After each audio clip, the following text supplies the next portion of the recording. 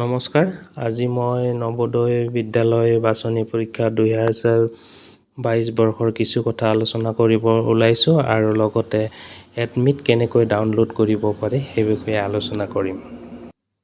পৰীক্ষা অহা 30 এপ্ৰিল 2022 চনত অনুষ্ঠিত হ'ব। সময় হৈছে পুৱা 11:30 বজাৰ পৰা দুপৰীয়া 1:30 বজালৈ অনুষ্ঠিত হ'ব। আৰু মনত ৰাখিব, পৰীক্ষা কেন্দ্ৰত 10:30 বজাত উপস্থিত হৈ ৰিপৰ্টিং কৰিব লাগিব আৰু পৰীক্ষাত OMR চিট থাকিব। প্ৰতিটো প্ৰশ্নৰ 4টা বিকল্প উত্তৰ থাকিব, A, B, C, D। শুদ্ধ উত্তৰটো ক'লা নহ'লে নীলা বল পেনেৰে বৃত্তটো ড্ৰাকেন কৰিব লাগিব। পৰীক্ষাত মানসিক দক্ষতাত 50 নম্বৰ থাকিব, গণিতত 25 নম্বৰ থাকিব আৰু ভাষাত 25 নম্বৰ থাকিব আৰু প্ৰতিটো অংশতে কোৱালিফাই হ'ব লাগিব।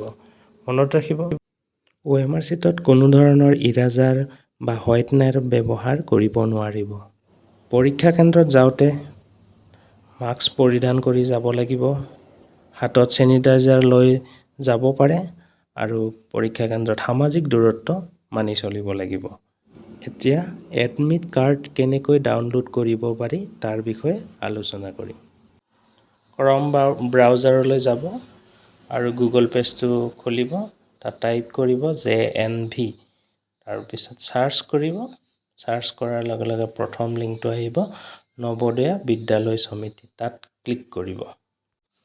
ক্লিক কৰাৰ লগে লগে মেইন ৱেবছাইটটো খোল খাই যাব। খোলাৰ লগে লগে স্ক্ৰীনত এনেকৈ পেজটো আহিব।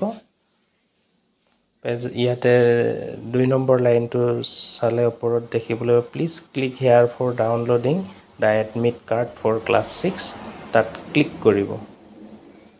ক্লিক কৰাৰ লগে লগে স্ক্ৰীনখন স্ক্ৰল কৰিলে তলত দেখিবলৈ পাব কেণ্ডিডেট কৰ্ণাৰ, তাৰে প্ৰথম option click hair to download, তাত ক্লিক কৰিব।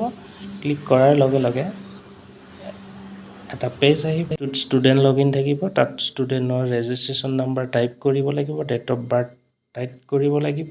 টাইপ কৰাৰ পিছত এটা কেপচা থাকিব, কেপচাটো টাইপ কৰিব আৰু চাইন ইন কৰিব।